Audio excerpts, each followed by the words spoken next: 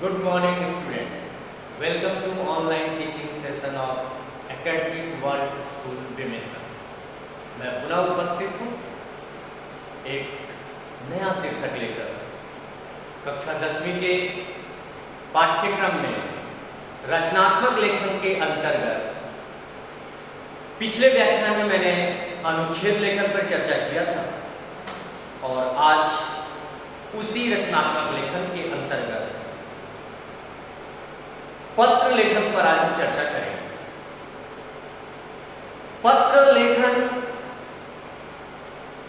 के कुछ महत्वपूर्ण बिंदु होते हैं जिनको ध्यान में रखकर हम पत्र लिखने बैठते हैं।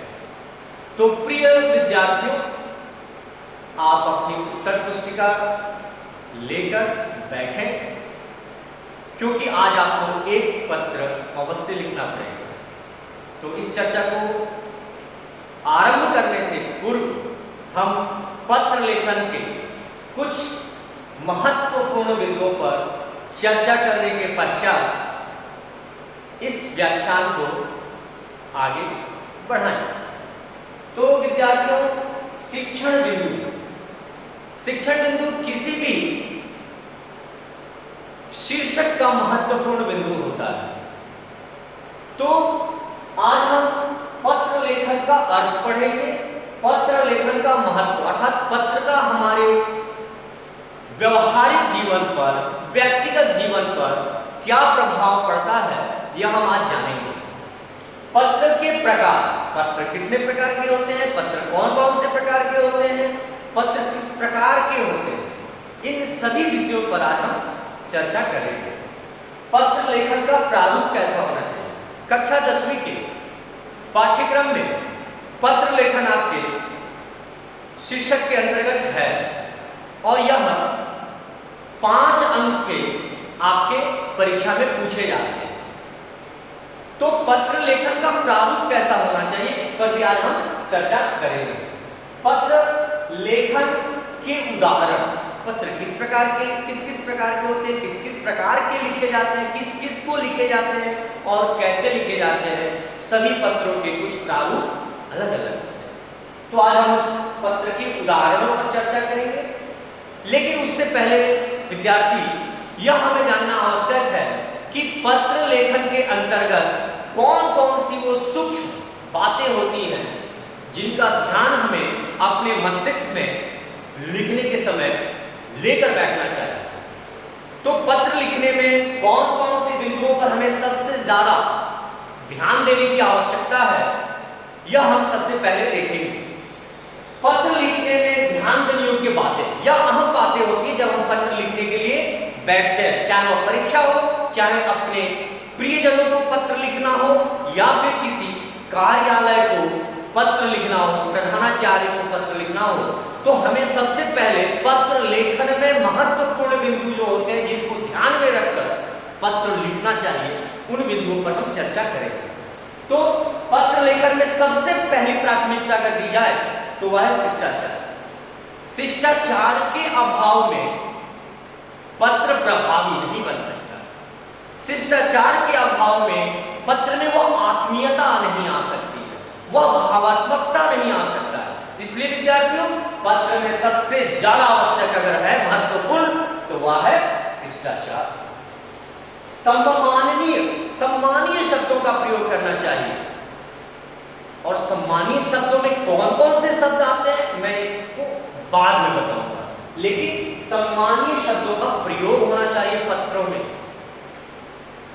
पत्र कैसे होने चाहिए, तो सरल होने चाहिए विद्यार्थियों, स्पष्ट होनी चाहिए, किसी भी प्रकार की अशुद्धियां नहीं होनी चाहिए। पत्र देखने में अच्छा लगना चाहिए, आकर्षणीय होना चाहिए, अट्रैक्टिव होना चाहिए। उसकी भाषा कैसी होनी चाहिए पत्र की, वह प्रभावी होनी चाहिए। पत्र की भाषा जो है वह अत्यंत प्रभावी होनी चाहिए, वह साहित्यिक भाषा के रूप में इस्तेमाल करना चाहिए। कोई भी बोली का इस्तेमाल पत्र में न करें, साहित्यिक शब्दों का प्रयोग करें, लेकिन वह साहित्यिक शब्द कैसे होंगे, प्रभावी शैली में। दूसरा, संक्षिप्त, पत्र ज्यादा विस्तार नहीं होना चाहिए, पत्र का ज्यादा विस्तृतीकरण नहीं होना चाहिए। पत्र संक्षिप्त होना चाहिए, अनावश्यक बातें न लिखें पत्र में। पत्र में किसी भी प्रकार की अनावश्यक बातों से बचें, क्योंकि पत्र किसी व्यक्ति के भावों की अभिव्यक्ति भी है।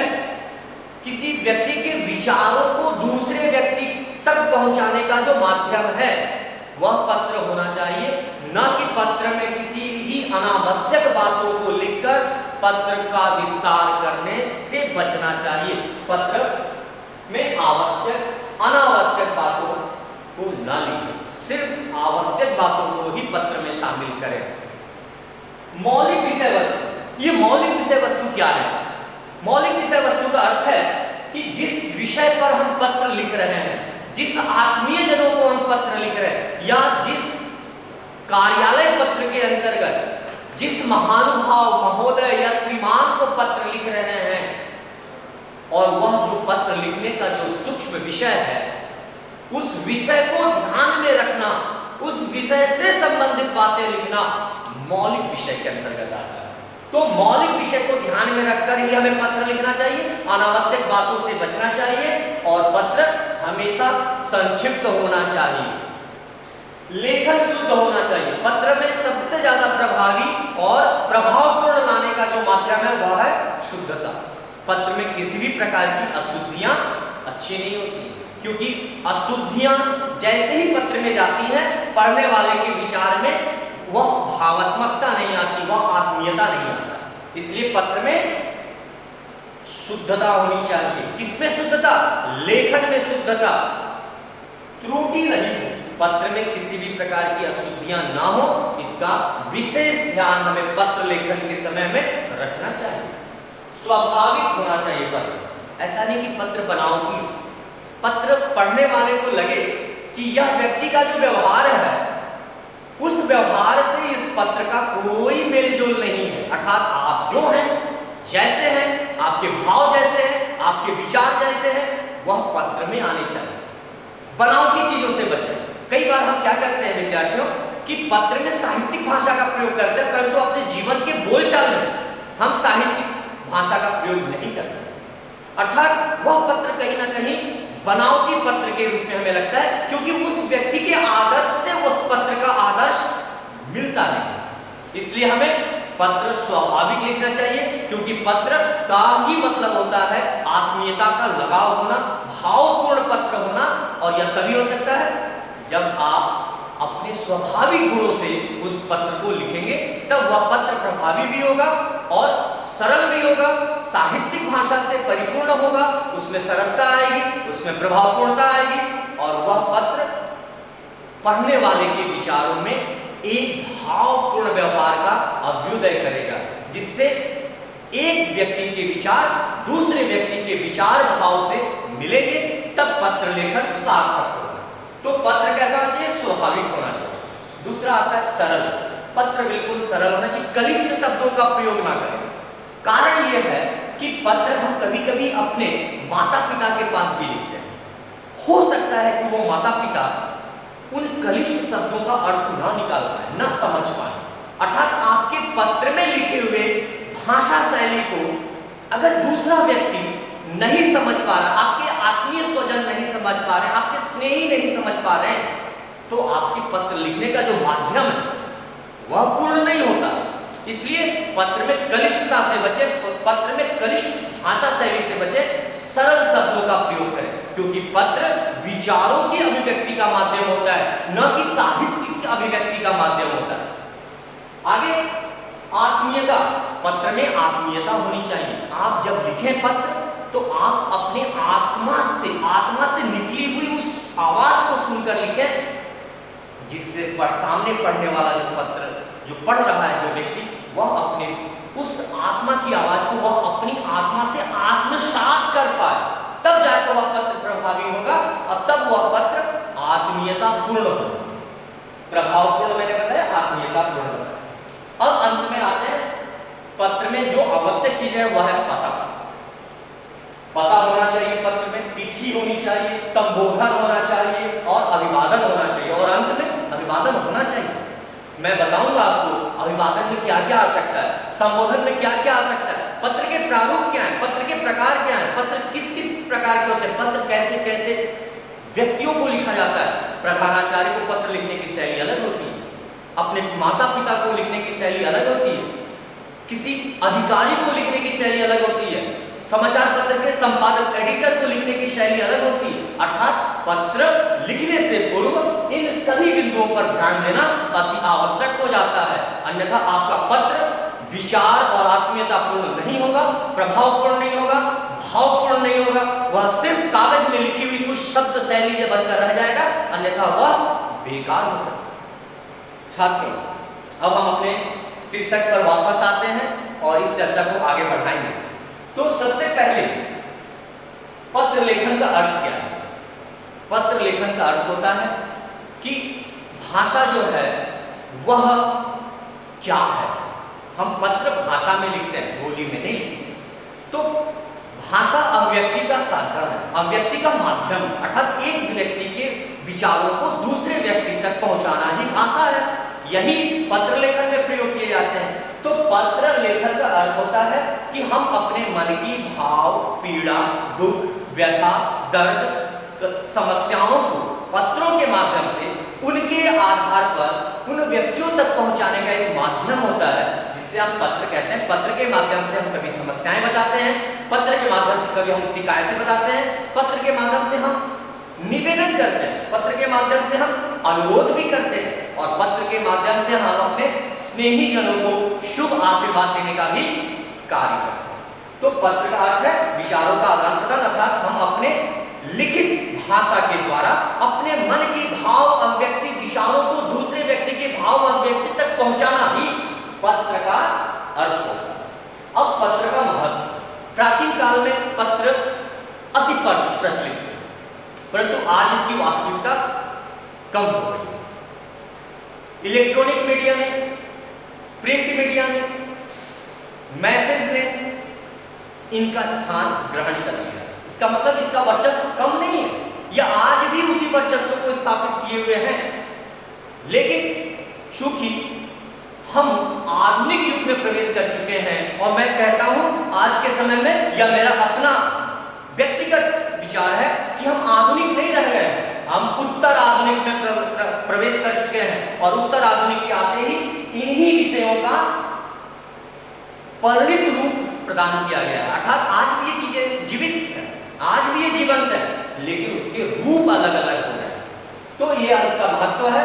हम प्राचीन काल में अपने स्वजनों को अपने पत्र के माध्यम से अपने हृदय की पीड़ा, व्यथा, दुख, दर्द, सुख, खुशी अनुभव करते थे। उस अनुभव को हम अपने सखा संबंधियों तक पहुंचाने का जो माध्यम प्रस्तुत करते थे, वह पत्र का महत्व रखता है।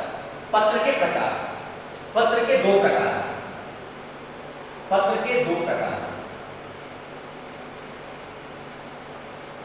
पत्र के प्रकार में अगर हम आए तो पत्र के दो प्रकार हैं। पहला है औपचारिक पत्र और दूसरा है अनौपचारिक।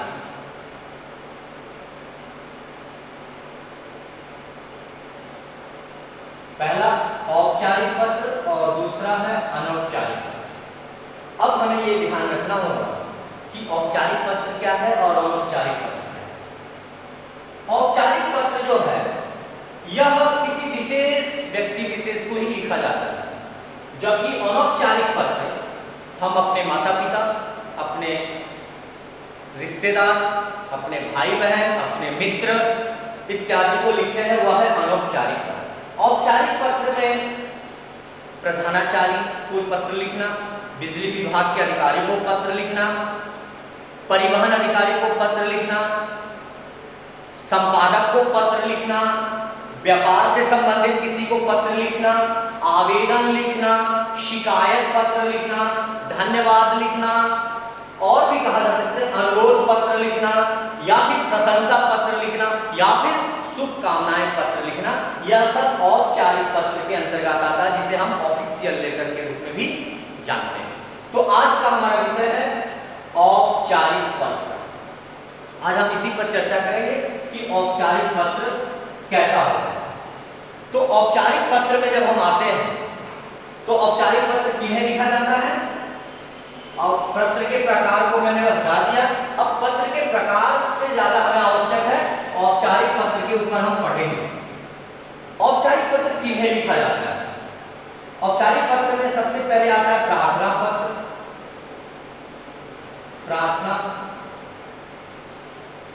प्रार्थना पत्र। दूसरा आता है संपादकीय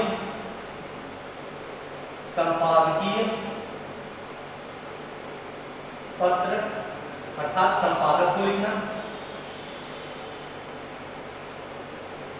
संपादक को लिखने को कहते हैं संपादकीय पत्र। व्यापार से संबंधित, व्यापार से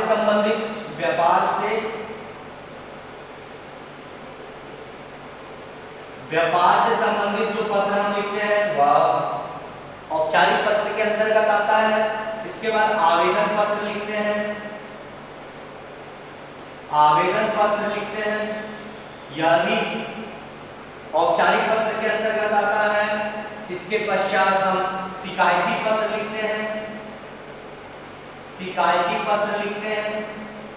यह शिकायती पत्र भी औपचारिक पत्र के अंतर्गत आता है। इसके बाद हम धन्यवाद पत्र लिखते हैं, यह भी औपचारिक पत्र के अंतर्गत आता है। इसके बाद हम अनुरोध पत्र लिखते हैं,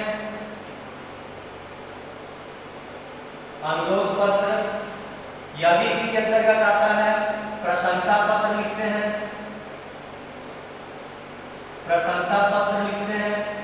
यह भी इसी के अंतर्गत आता है। और शुभकामना पत्र लिखते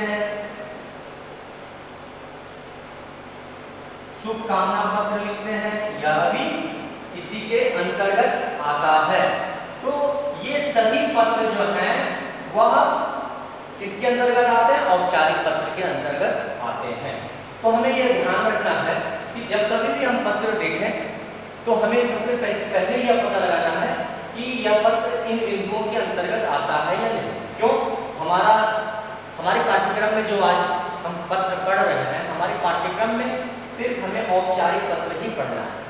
कक्षा 9वीं में आपने अनौपचारिक पत्र पढ़ा था, 10वीं में औपचारिक पत्र में पढ़ना है। तो ये रहे औपचारिक पत्र किस किस प्रकार के होते हैं, किस किस को लिखे जा सकते हैं। अब इसमें हमने लिखा आवेदन पत्र, तो आवेदन शिकायती पत्र किसको लिख सकते हैं? आप संपादक को शिकायत कर सकते हैं, आप विद्युत विभाग बिजली अधिकारी को शिकायत कर सकते हैं, थाना अध्यक्ष को शिकायत कर सकते हैं, आप परिवहन अधिकारी को शिकायत कर सकते हैं। इसके अंतर्गत ये सभी पत्र आते हैं औपचारिक पत्र के अंतर्गत। अब हम इसके पश्चात हम यह पता लगा लें कि पत्र का जो प्रारूप है। अब हम देखेंगे कि पत्र के प्रकार हो गए, पत्र में किस किस प्रकार के पत्र आते हैं और किस किस श्रेणी में किस किस को पत्र लिखा जाता है और वो किस श्रेणी के अंतर्गत आते हैं। अब पत्र के कुछ उदाहरण देखते हैं। उससे पहले हम यह जान लें कि पत्र का प्रारूप क्या है। मैं आपके सामने कुछ पत्र के प्रारूप रखता हूं, जिसमें सबसे पहला मैं आपको एक पत्र जिसमें यह पता लगे कि यह पत्र का प्रारूप कैसा है और यह पत्र किसको लिखा जा रहा है। तो मैं अगर बात करूं कि जो आपके गृह कार्य में भी मैं देने वाला हूं, उसी से संबंधित, उसी विषय से संबंधित मैं एक दूसरा पत्र आपके सामने प्रारूप के स्तर पर रखना चाहता हूं। ये है आपके कॉपी के उत्तर पुस्तिका के एक पेज। प्रारूप किसका प्रारूप? पत्र प्रारूप। ये पत्र प्रारूप देखेंगे ध्यान से। सबसे पहले क्या होता है? पत्र में सबसे पहले प्रेषक होता है, जिसको मैं यहां पर इंडिकेट करूंगा, प्रेषक। प्रेषक का मतलब यह होता है कि लिखने वाले का पता, अर्थात जिसको पत्र लिख रहे हैं, अर्थात लिखने वाले का पता। अगर मैं पत्र लिख रहा हूं तो यहां पर मेरा पता होगा, अगर आप पत्र लिख रहे हैं तो यहां आपका पता होगा। लेकिन विद्यार्थियों, चूंकि आप कक्षा 10वीं में हैं और आप परीक्षा में आने वाले पत्रों को लिखेंगे, तो मैं आपको थोड़ा सा बता दूं कि परीक्षा में पत्र लिखा कैसे जाता है। तो सबसे पहले यहां आप लिखेंगे परीक्षा भवन, क्योंकि आप सभी का पता एक जैसा होना चाहिए, क्योंकि आप परीक्षा में पत्र लिख रहे हैं। परीक्षा भवन, कक्ष क्रमांक, कक्ष क्रमांक जो भी होगा आपका, या नहीं भी पता है तो 1 2 लिख सकते हैं। परीक्षा कक्ष क्रमांक हो गया। आप अपने विद्यालय का नाम लिख सकते हैं, क्योंकि मैं आपके इस विद्यालय की तरफ से लिख रहा हूं, तो मैं यहां पर एकेडमिक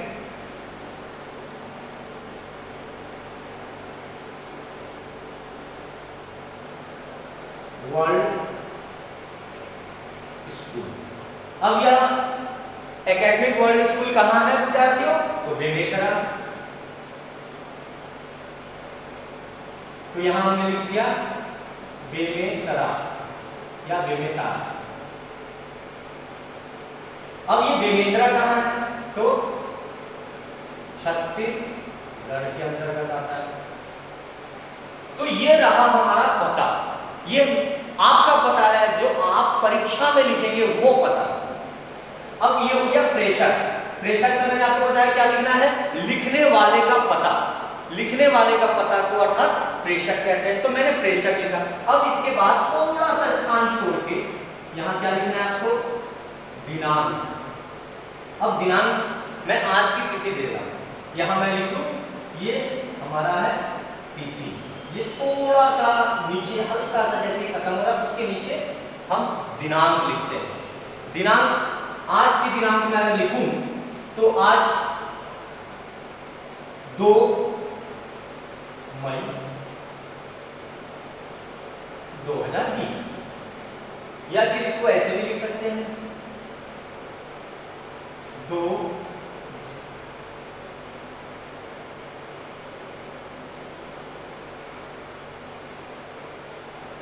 ऐसे भी लिख सकते हैं, कोई दिक्कत नहीं। अब ये हमारा दिनांक हमने लिख दिया। दिनांक के बाद क्या होता है? पत्र पाने वाले का पता, अर्थात जो पत्र जिसको हम लिख रहे हैं उसका पता होना चाहिए। तो हमें यह भी लिखना है, अर्थात पत्र पाने वाले का पता। हम जिसको पत्र लिख रहे हैं, हमने पत्र लिखा, यहां हमारा पता हो गया। अब हम जिसको पत्र लिख रहे हैं उसका पता होना चाहिए, तो हमने वहां पर उसका पता लिखेंगे। अब यहां पर पता कैसे लिखेंगे? मैंने आपको जैसे बताया कि समाज में बढ़ती असामाजिक गतिविधियों के ऊपर अपने इलाके के, अपने मोहल्ले के थाना अध्यक्ष को या थाना अधिकारी को पत्र लिखना है। तो मेरा पत्र यहां पर होगा कि महोदय, यहां अगर महोदय महोदया भी हो सकता है, क्योंकि महोदय हमेशा पुरुष के लिए प्रयोजन में लाया जाता है। अगर स्त्री अगर थाना अध्यक्ष है, थाना अधिकारी है, तो आप यहां महोदया लिख सकते हैं। तो महोदय थाना अध्यक्ष या फिर थाना अधिकारी, ये दोनों ही प्रयोजन में आ सकता है। या थाना अध्यक्ष लिखते हैं या थाना अधिकारी लिखते हैं। अब ये थाना अधिकारी कहां के हैं? तो फिर मैं पुनः बेमेतरा। अब ये बेमेतरा कहां है? तो छत्तीसगढ़। ये विराम चिन्ह के अंतर्गत, लाघव चिन्ह के अंतर्गत प्रयोजन में आता है। तो मैंने ये पता लिखा, किसको पता लिखा?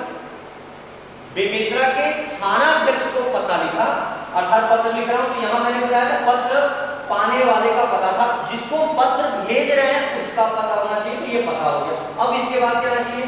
विषय। आपको मालूम है कि पत्र का एक विषय होता है, जिसको हम पत्र लिखते हैं उसका एक विषय होता है। तो वो विषय क्या होगा? मैंने आपको बताया था समाज में बढ़ती असामाजिक गतिविधियों की रोकथाम। तो यहां लिखते हैं विषय। विषय क्या है? असामाजिक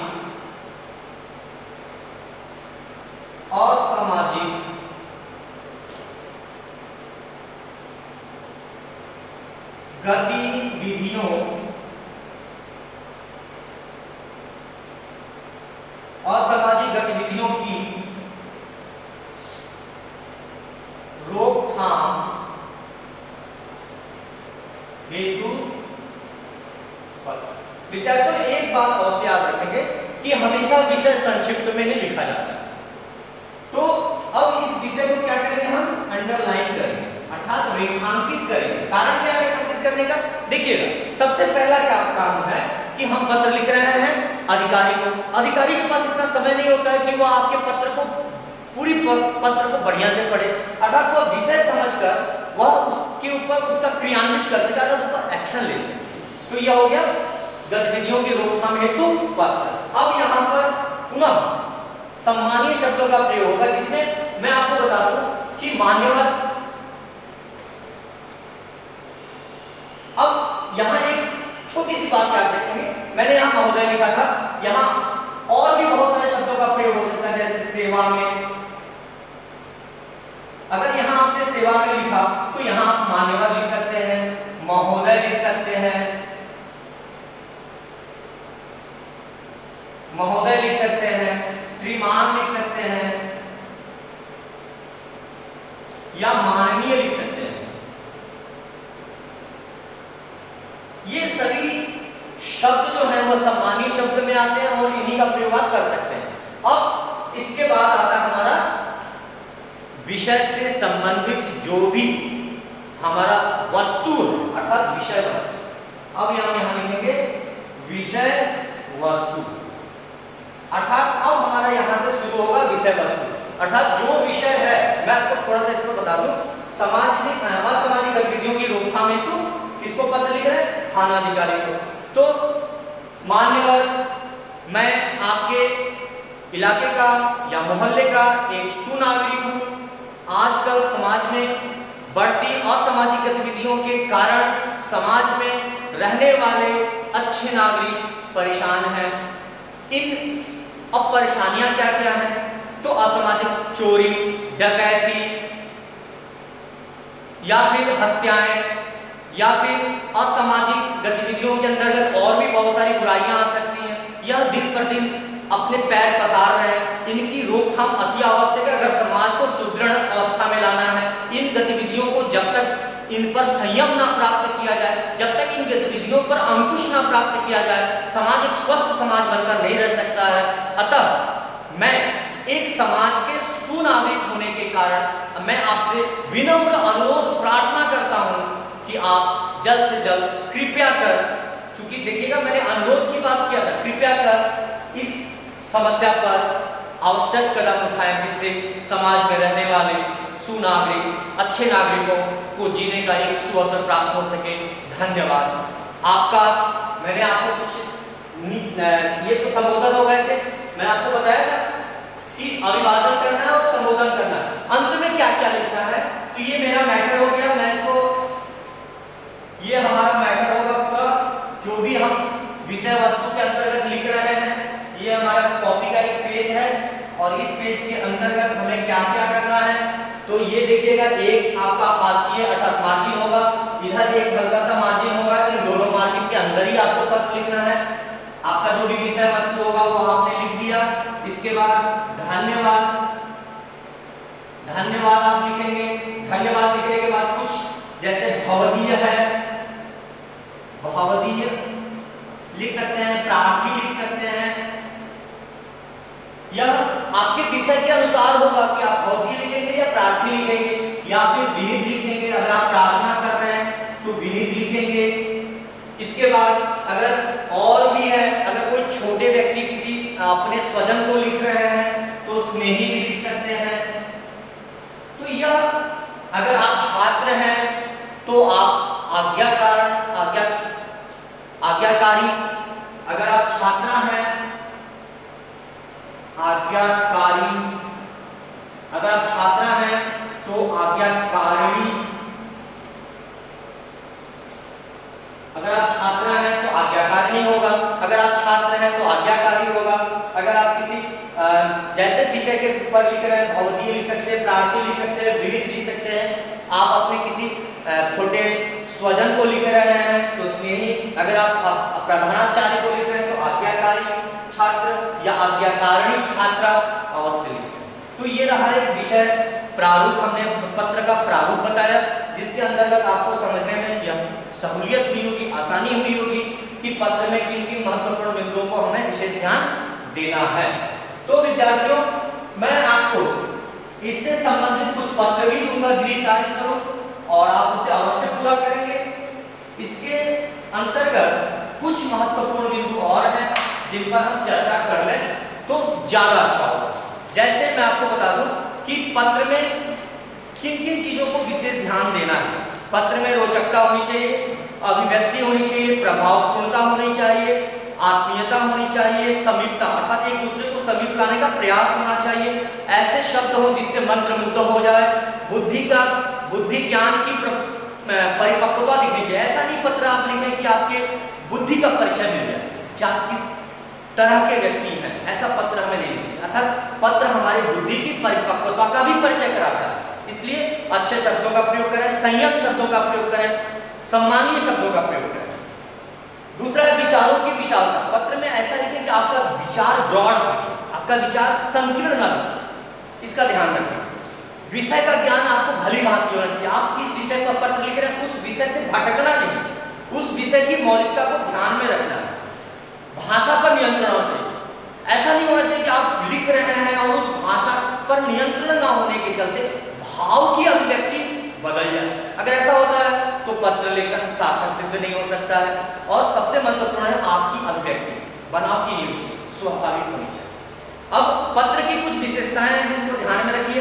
सरल होना चाहिए, स्पष्ट होना चाहिए, संक्षिप्त होना चाहिए, प्रभावी होना चाहिए और आत्मीय होना चाहिए। इन सब चीजों पर आपको ध्यान रखना है।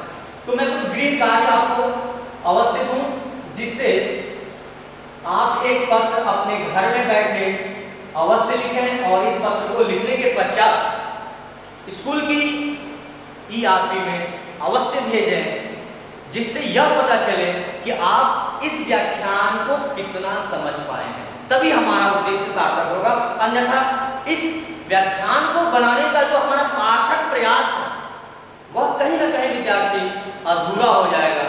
इसलिए इस दिए हुए गृह कार्य को आप अवश्य पूर्ण करें और स्कूल की ERP में अवश्य भेजें, जिससे यह पढ़ाने का जो विषय है, जो पढ़ाने की जो सार्थकता है वह सार्थक है। तो आप लिख सकते हैं। मैं इसी प्रश्न को दूंगा जिस पर अभी चर्चा की। समाज में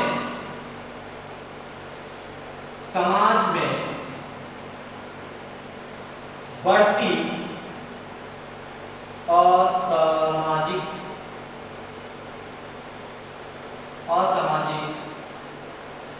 गतिविधियों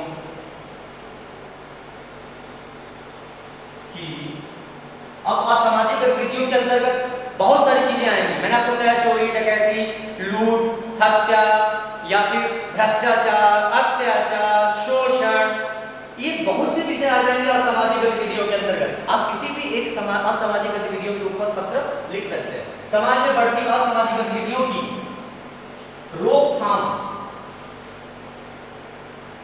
रोकथाम हेतु अपने इलाके के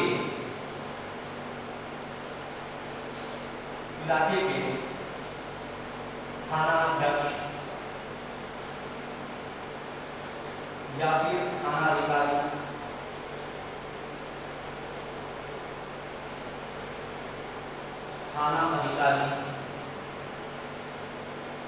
को